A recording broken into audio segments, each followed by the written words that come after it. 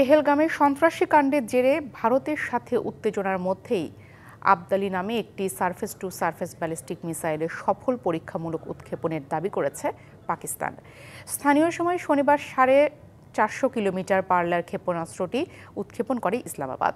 পাকিস্তানের সামরিক বাহিনী প্রস্তুতি এবং ক্ষেপণাস্ত্রটির অত্যাধুনিক বৈশিষ্ট্যগুলো যাচাই করতেই এই পরীক্ষামূলক উৎক্ষেপণ, এক বিবৃতিতে জানিয়েছে পাকিস্তানের সরকার।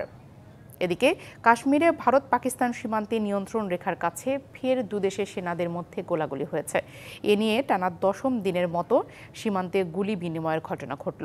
এমন পরিস্থিতিতে আন্তর্জাতিক সীমান্ত পেরিয়ে ভারতে প্রবেশ করায় রাজস্থানে পাকিস্তানের সেনাবাহিনীর এক সদস্যকে গ্রেপ্তার করা হয়েছে। ভারত পাকিস্তান থেকে সব ধরনের পণ্য আমদানি নিষিদ্ধ করার পর পাল্টা পদক্ষেপ নিয়েছে। পাকিস্তানের সব বন্দরে ভারতীয় পতাকাবাহী জাহাজ নিষিদ্ধ করেছে Islamabad. Taking strong measures against overground workers aiding terror networks.